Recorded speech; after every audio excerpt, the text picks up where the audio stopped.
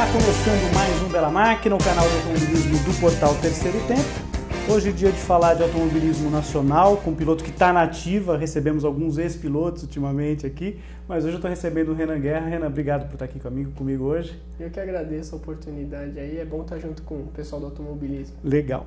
O Renan está fazendo o primeiro ano pela Copa Petrobras de Marcas, é isso, né? Isso. E depois a gente, claro, vai pegar um pouquinho da carreira dele e tal, mas esse é um ano de... Já foram 2 etapas realizadas. Nós estamos gravando esse programa exatamente antes da etapa de Curitiba. Então, quando entrar no ar, o Renan já correu lá em Curitiba. Tomara que você tenha tido um ótimo resultado lá, né? Mas, enfim, fala um pouquinho dessa temporada, de como foi a tua adaptação à equipe. Você está correndo com a equipe do Amir, não é isso? Isso. Na realidade, foi uma decisão meio que... A gente já tinha decidido isso em dezembro do ano passado. Você fez 2014 na Fórmula 3 Brasil, é isso? Fórmula 3. Tá. Por também, né, foi um acaso, né? Tá. Que até então, depois a gente vai falando. Legal. Mas só que para a primeira etapa em Goiânia a gente não tinha conseguido ainda confirmar a verba, que a gente precisava de uma verba um pouco maior, né? Para a primeira etapa pelo menos, para garantir a vaga.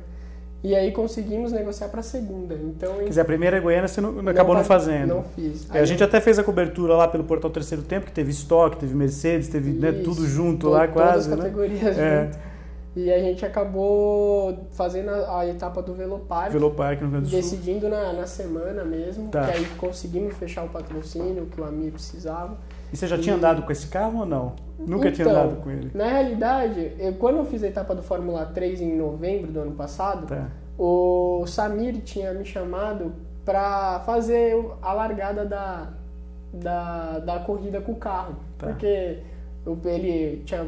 Não sei quem que era o piloto, também não lembro o nome do piloto. Ele não foi e o carro estava parado. Então ele chamou para largar lá, para fazer a corrida. E estávamos bem. O Vitor Meira era quinto, eu era sexto. Quer dizer, você já tinha andado lá na... Foi em Interlagos? Goiânia. Só Tá. que foi uma coisa engraçada que a gente foi direto pra corrida, assim, porque ele chamou no domingo de manhã e falou, quer ir lá no carro? E aí chegar para o piloto e falar assim, quer correr? A mesma coisa que aquele cara que joga futebol toda semana, fala no final de semana, vamos jogar uma bolinha? O cara quer jogar, né? É claro, né? Não pensei 2 vezes, ainda mais que era uma categoria que eu vejo que quem tem futuro, né? Claro. Principalmente pro piloto. Então eu falei, eu topei. E viemos bem, só que infelizmente eu tomei um toque na traseira e acabei batendo no guarda-reio com o carro. Tá. Mas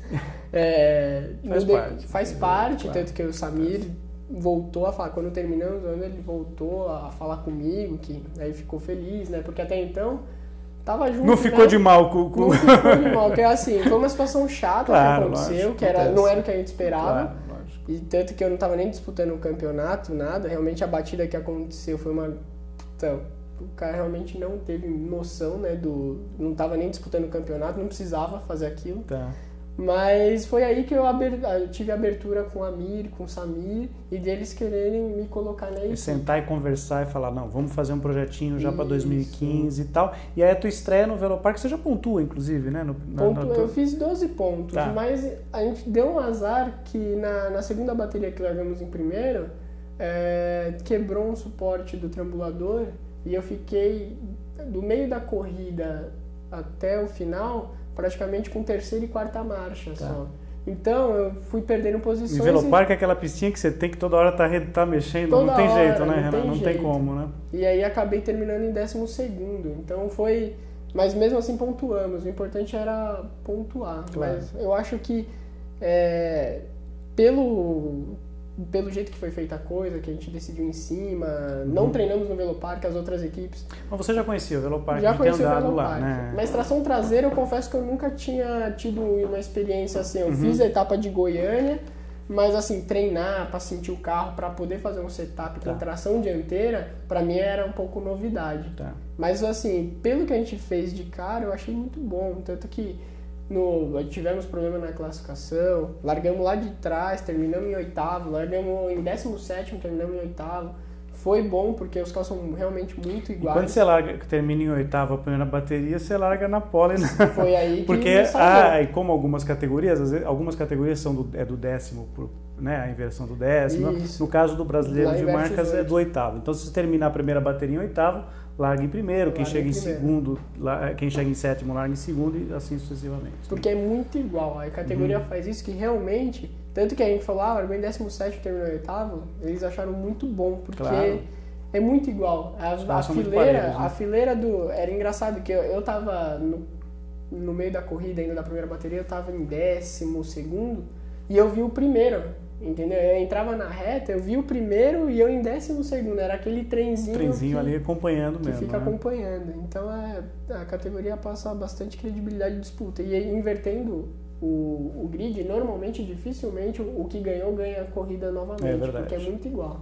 Não, interessante porque assim, a categoria já está há um bom tempo, quer dizer, já sedimentou, né? As montadoras, embora os motores são iguais, não são os motores de cada marca, mas os carros têm as suas características próprias, tanto em termos de aerodinâmica quanto na parte mecânica, distribuição de peso, tudo isso influencia, obviamente, né? Então você compete, tem lá a Toyota, tem a Honda, tem a Renault que entrou agora, inclusive com o Barrichello. Isso, né? Mas legal, né? O Barrichello deu então, bacana ter entrado, né? Porque ele já está na Stock, campeão da Stock e entrou outra no marcas, visibilidade, né? Então, muda a visibilidade da categoria, porque até pelo... Rubinho posta lá, onde ele posta, o mundo inteiro vê, claro. Então isso daí ajuda a dar uma... e com a credencial de ter vencido no seu segundo ano de temporada completa o campeonato da Stock Car também, né? Muito legal.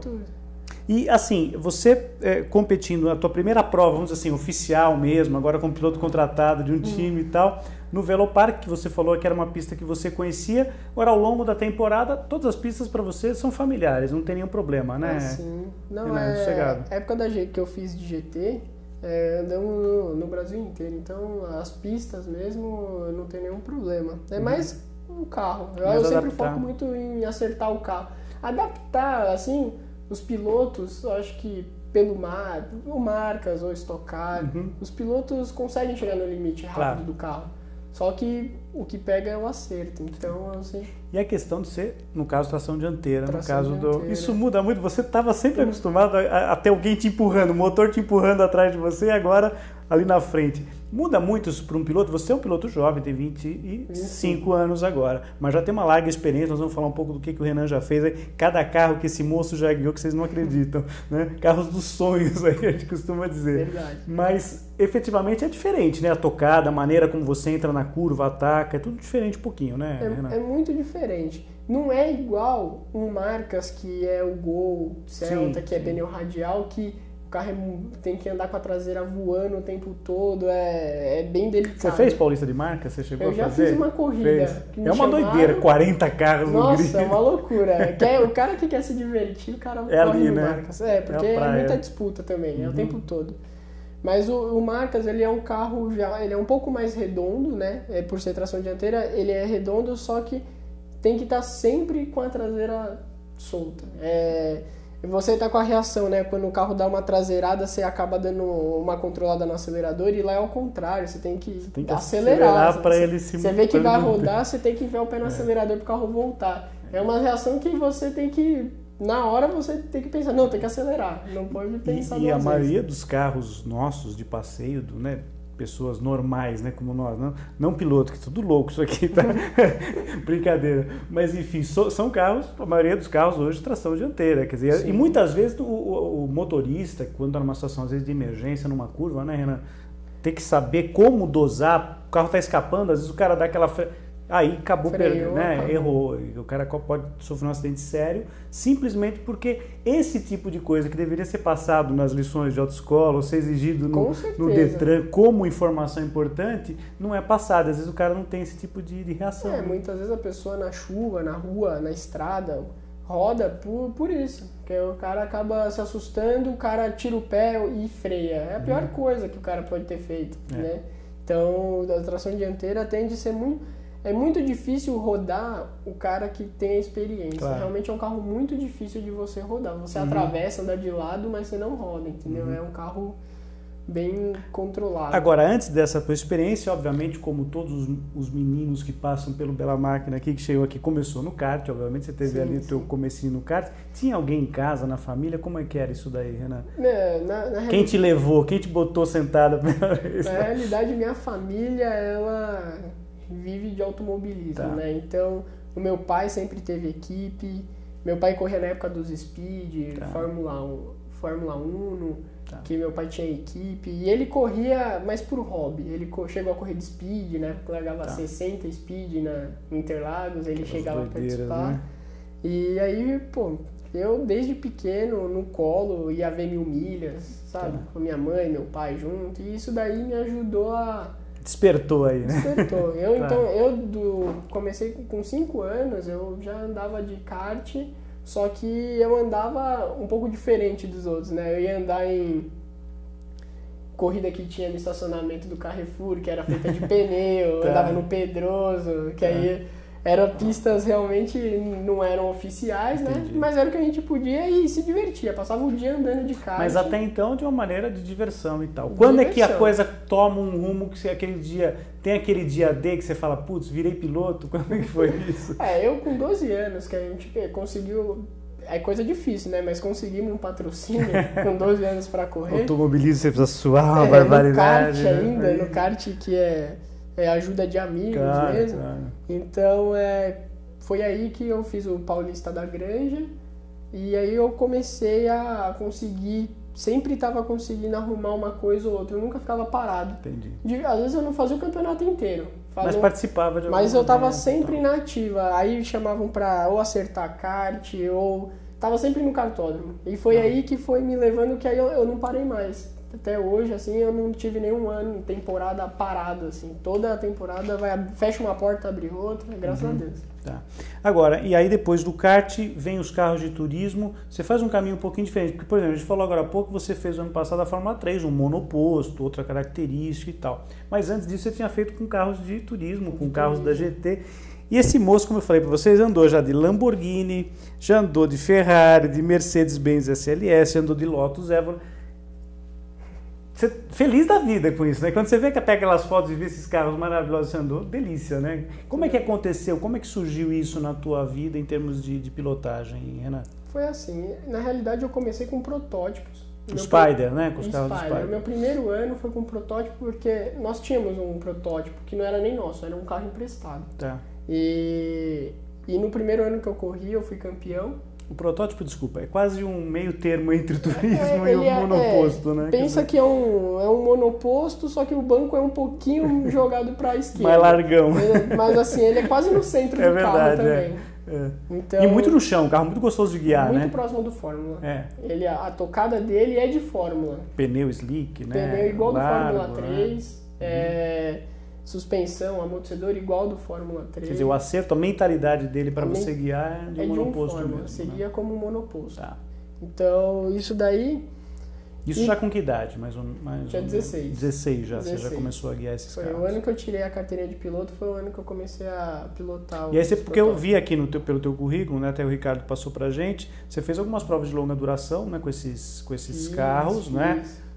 Outra dinâmica também, né? Outra dinâmica. E é legal, né? Correr 1000 milhas em Interlagos, uma pena que não tem mais, que é correr de noite. Você falou agora há pouco, começou brincando de ir lá, né, com teu pai pequenininho no colo, né? Sim, lá em Interlagos, que a gente assistia, quando eu participei, assim, a sensação de andar de noite é muito gostoso. Eu não tinha. E aí tem um revezamento de pilotos, quer dizer, você fica um tempo, entra outro, quer dizer, tem que ter aquela parceria, tem que tentar acertar o carro igual na tua tocada pro teu companheiro também, né? Normalmente é assim, eu acho que até na época da GT3 era mais o acerto pro meu parceiro do que pra mim. Tinha que estar sempre bom pros dois. Então eu sempre jogava mais pro parceiro. E na época dos protótipos, do Endurance, me ensinou a um pouco a trabalhar não só virar rápido sem forçar o carro, sabe? Porque saber dosar, né? Porque você tem que saber dosar, porque os Spiders, principalmente, eles não vão aguentar. Se você andar o 100% que você andar as 12 horas de prova... Uma corrida curta não tem condição de aguentar até o final, né? Não tem. Então tem que poupar equipamento. Isso ajuda, porque, claro, você hoje disputando uma categoria tão competitiva quanto marcas, né, você tem que ter, às vezes, aquela saber, né? Porque tem pistas, obviamente, que são muito mais exigentes do que outras, em termos de frear, quanto você vai desgastar de pneu. E acho que essa experiência que você traz dessas provas de endurance, né, de longa duração, né, Renan, te ajudam, né? Vão te ajudar bastante esse ano, né? E Desses carros todos que você guiou aí, quer dizer, claro, você deve ter ótimas memórias de cada um deles e tal. Tem algum que você tá num lugar especial aí, que você, primeira vez que você guiou, você falou, não acredito que eu estou guiando esse carro, que carro espetacular. Qual foi esse carro? Desses daqui? Primeiro mesmo foi a Lamborghini. A Lamborghini, ela... Por mais que virasse ao mesmo tempo que a Gallardo SLS, que você andou, né? Isso, a LP 560, que era da época. A 560 não era nem a 600 ainda. Tá. Tava vindo a 600. Foi naquela transição. Foi na transição. E, pô, era um carro fantástico. Porque para um Gentleman Driver, ela era um pouquinho arisca. Tanto que o meu parceiro, ele não gostava muito dela. Se falar pra ele vai falar SLS. Tá. Porque a SLS é um carro mais redondo de pilotar, é um carro que tem muito motor, só que você não precisa arriscar tanto na curva, entrar meio pendurado que... É um carro que aceita mais um piloto gentleman, aquele piloto que não é o profissional, né? Isso. Só para explicar para o pessoal, que é o cara que às vezes não tem a reação, o conhecimento técnico de um piloto, que o carro com um monte de recursos eletrônicos te ajudam. E o Lamborghini é um carro mais, como você falou, um carro mais bruto mesmo, né? É um carro mais bruto, freia mais dentro, ele freava uns 20 metros mais para dentro que a SLS. Tá. E ele era meio traseiro, um carro que você fazia um mergulho, por exemplo, você ia fazendo, você ia sentindo a traseira escapar, sabe? É um carro que você tinha que ter confiança. E o ronco do carro não preciso nem falar, o barulho do motor ali, você queria acelerar mais, só para ouvir o barulho do motor, né? Automobilismo é isso, né? O Bernie inventou esse negócio de carro silencioso aí, que pelo amor de Deus, não dá, né, para aguentar, né? Não consigo entender um negócio da Fórmula 1, a alma do automobilismo. Claro, é velocidade, é desempenho, é tecnologia, mas o barulho é aquela coisa que arrepia quando você está na beira pro público que está assistindo, para vocês pilotos que vão acompanhar, que estão numa corrida, é fundamental você ter esse tipo de conhecimento, né? De acerto, para sentir realmente o que o carro é capaz de fazer. Né? Daí aquela estigada, né? No piloto. A Mercedes, a gente foi acostumando. No começo a gente achava muito feio, né? Mas aí foi acostumando com o barulho, até que andando com ela, que ela tem um barulho de um V8 mesmo com um abafador, não é um barulho liso, né? Que nem tem a Lamborghini. A Lamborghini grita mais mesmo. Ela é um barulho mais agudo e liso, né? Agora a Mercedes já é um barulho de um V8 mesmo, sabe? Um mais tradicional, um estoque, só que um estoque com abafador, que é mais baixo, né? Tá. E fomos acostumando. E desses carros que você guiou, quer dizer, por exemplo, vamos falar do Gentleman Driver. Eu sei que tem muito piloto aqui que está nessa situação, que assiste a gente, que eu sei disso, de pilotos que não são profissionais, mas que às vezes competem em categorias mais amadoras e tal. Desses todos os carros que você guiou, qual o mais fácil pro Gentleman Driver? O mais fácil foi da época da Maserati, que era um GT4. Que tinha o troféu Maserati. Que tinha o troféu Maserati.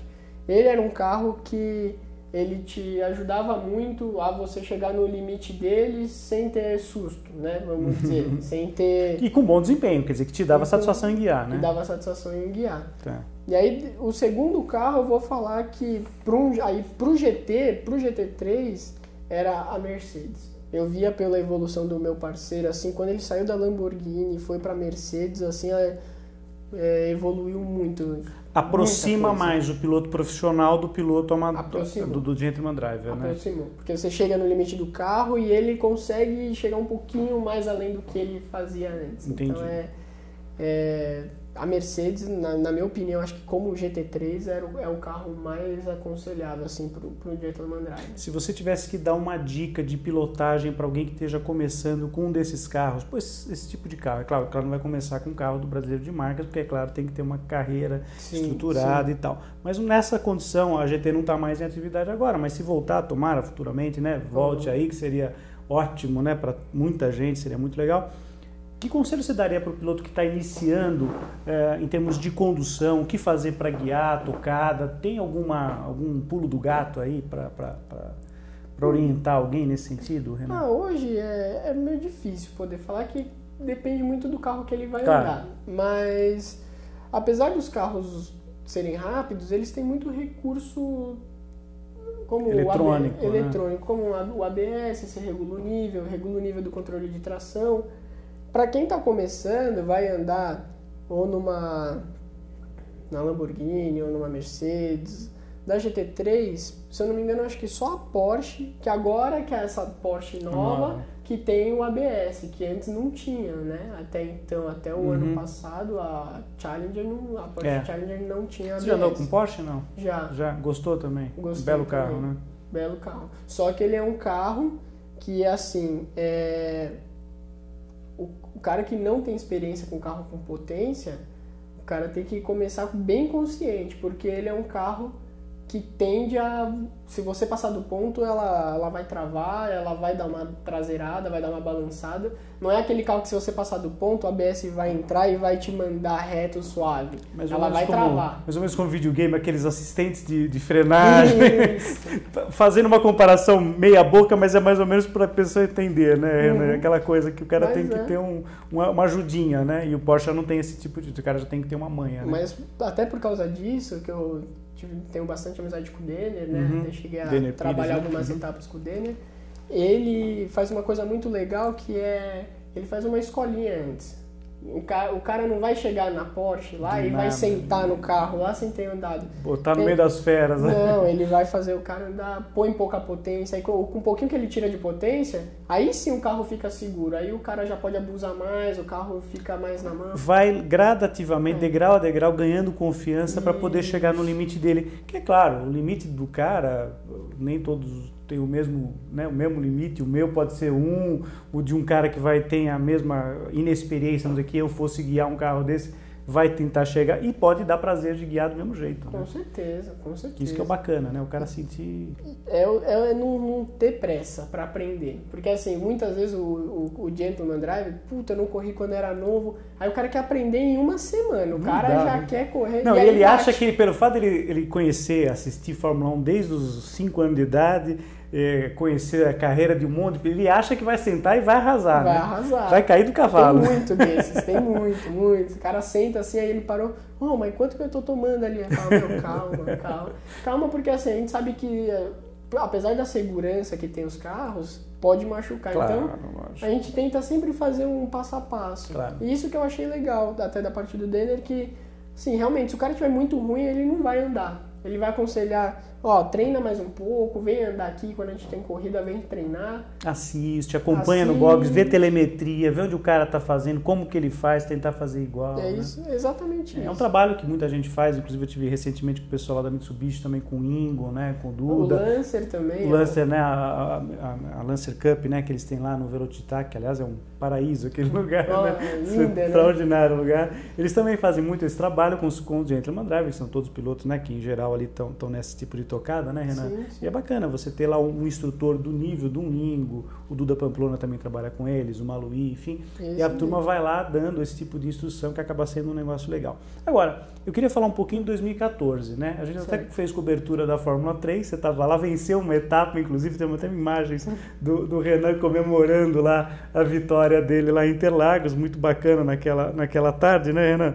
E depois toda essa tua experiência com carros de turismo, você fez o ano passado e foi legal, né? Foi uma experiência boa e andou bem, né? Então, na realidade, lá eu entrei na equipe, que é a RR, eu entrei como coach, que era coach do Rafael Raut. E ele não pôde correr, e nisso daí eu tava correndo no mesmo final de semana, eu tava correndo com a Mercedes, na CLA, que eu estreiei na categoria... No mesmo dia que começou a categoria da CLA Interlagos, teve a Fórmula 3. Isso. E aí eu corri nas duas no final de semana. Por coincidência, né? Claro. E nessa experiência com o Fórmula 3 ainda não tinha tido, nunca tinha dado. Você nunca tinha ganhado Fórmula 3 da vida? O B, eu já tinha dado umas voltinhas em Interlagos. Que é muito parecido, é um carro um pouquinho diferente em termos de... O câmbio H, um pouco menos de downforce. Mas assim, foi um treino só pra sentir como que era, né? Não foi um treino exclusivo pra mim, né? Certo. Foi só pra dar umas voltas. E nisso daí, quando eu andei, que aí já tava chovendo ainda no primeiro treino, já desde cara, eu achei fenomenal, porque eu falei, se tá chovendo, o carro freio 50, né? Eu falei, imagina no seco, né?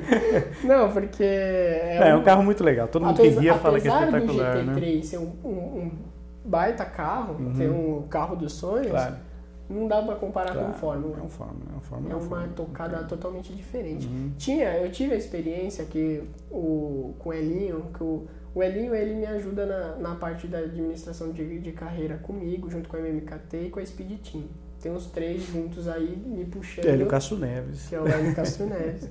Nosso tricampeão das 500 milhas. Eu torci pra ele no final de semana, pois mas é, tava não difícil. deu, né? O acerto dele não era o certo para aquela corrida. Não tava. Mas parabéns ao Montoya. Que legal ver um piloto como o Montoya depois de 15 anos ganhar de novo, né, Renan? Não, e ele muito mostrando legal. aquela onboard, ele saindo de traseira assim a 300 por hora. Né? A hora que ele botou o carro na grama ali para passar o Will Power, meu Deus do céu, né? Mas voltando a falar do Elinho, o Elinho te ajuda assim, então, né? Então, aí ele me ajudou e quando eu fortaleci essa parceria foi exatamente que quando eu fui andar de Fórmula, eu treinei em Indianápolis de Mazda, no circuito antigo da Fórmula 1, que só pega um trecho do oval e tem o misto. E ao contrário, inclusive, você pega o trecho da reta ao contrário, da reta né? ao contrário. Exatamente. Em relação às 500 milhas, né? Isso. E porventura, né, assim, lá sim a minha experiência de Fórmula era praticamente zero, porque ainda não tinha participado em nenhuma corrida de Fórmula até então. E lá, quando a gente fez os treinos coletivos, a gente fez o segundo tempo, junto com o pessoal do campeonato. Legal. Que eles fazem um treino coletivo como se fosse um final de semana de corrida. E todas as equipes estão lá, da Indy, tudo. Indy Lights. E foi quando a gente fez o segundo tempo, pô, eles se animaram, né? Claro. A equipe animou. Você e a gente sem experiência com esse tipo de carro, já ter, né, rápido pegou a mão rapidinho, né? Eu acho que um pouco da sensibilidade do protótipo com o GT, sabe? Tudo ajuda. Somou, né? Apesar de ser muito diferente os carros, mas tudo soma. Lógico, não tem jeito.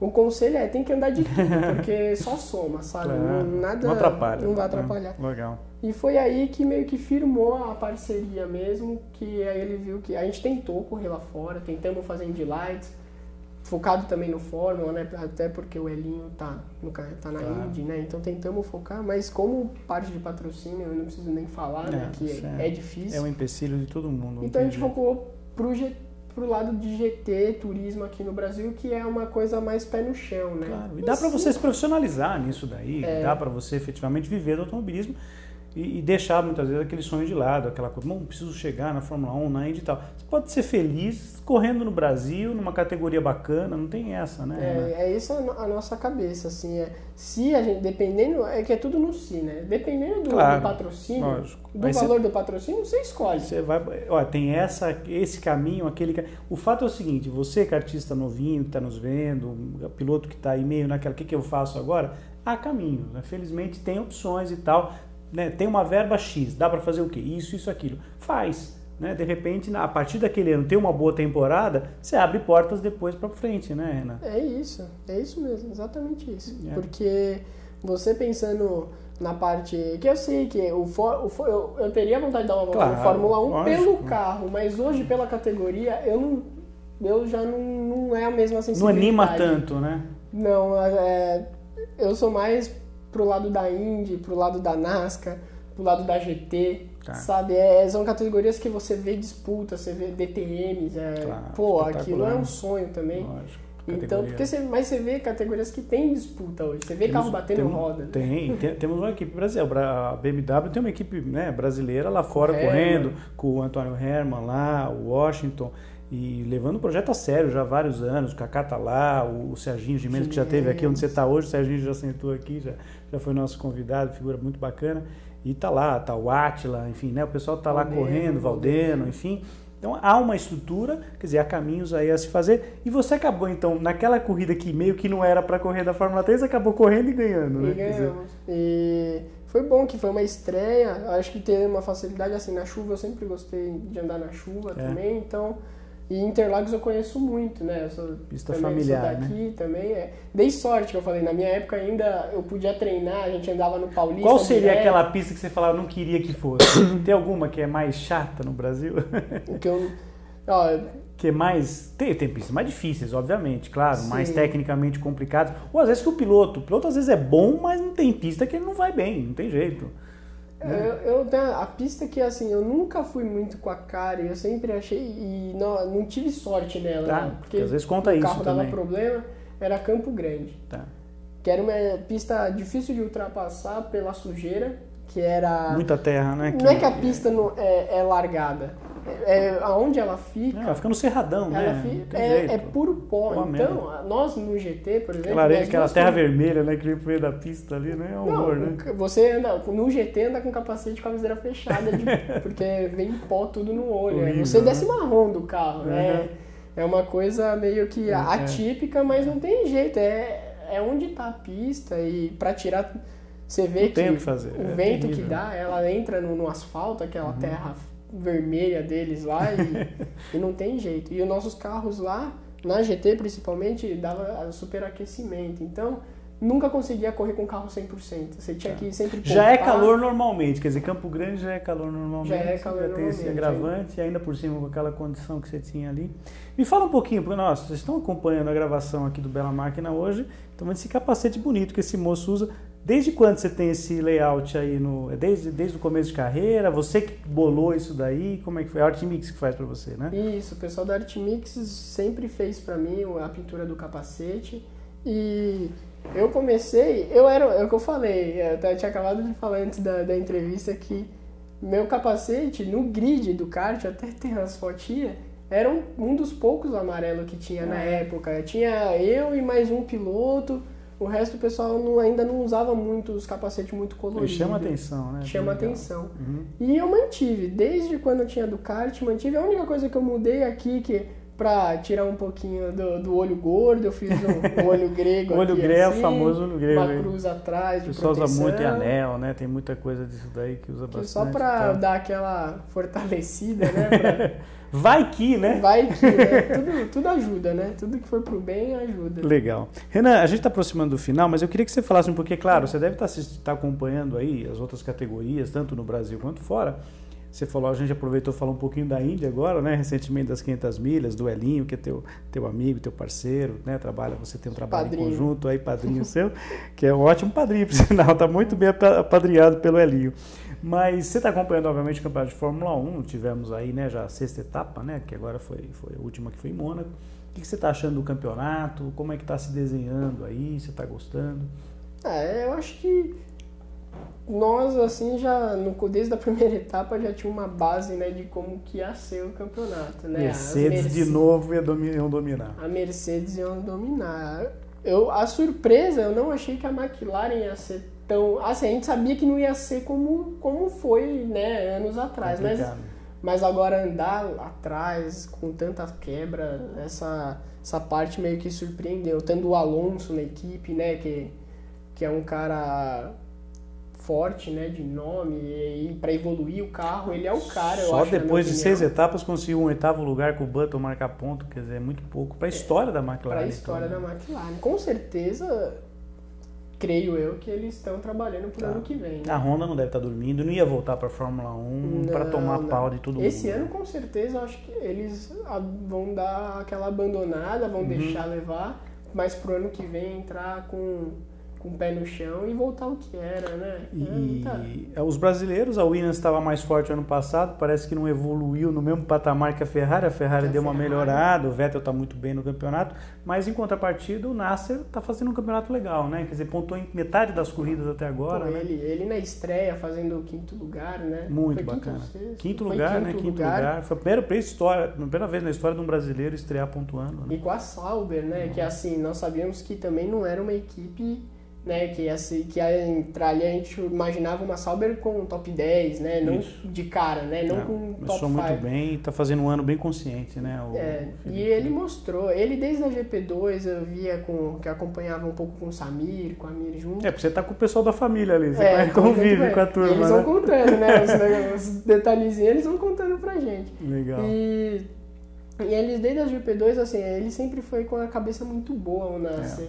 Até, assim, agora é hora de virar, agora é hora de administrar, sabe? Esse negócio nunca foi o cara que bateu muito, é um cara que... Né?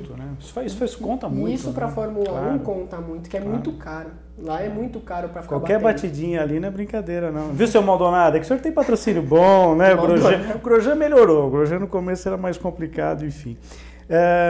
Renan, eu sei que a gente vai fazer um stop and go rapidinho, mas antes eu sei que você tem gente que te apoia, e aqui eu costumo sempre brincar que o Milton não tem problema com merchandising, você pode ficar à vontade, Fala quem te apoia, quem te ajuda, deixa o teu recado. Quem quiser entrar em contato com você, deixa as tuas redes sociais. Quem quiser te acompanhar, a tua carreira, enfim. Quem quiser colocar... Tem espaço para mais marca de patrocínio na camiseta? No capacete do Renan também tem mais lugar aí. Sempre então tem. Vamos lá, quem te apoia e como é que o pessoal te acha? Vamos lá. Então, hoje eu tenho um apoio da Gold Meat, que ela trabalha com o pessoal tudo na parte do frigorífico de carne. Então é um pessoal que começou agora comigo, apoio novo. Né? Comecei a primeira etapa no Velopark com eles. É um pessoal muito gente fina de Ribeirão.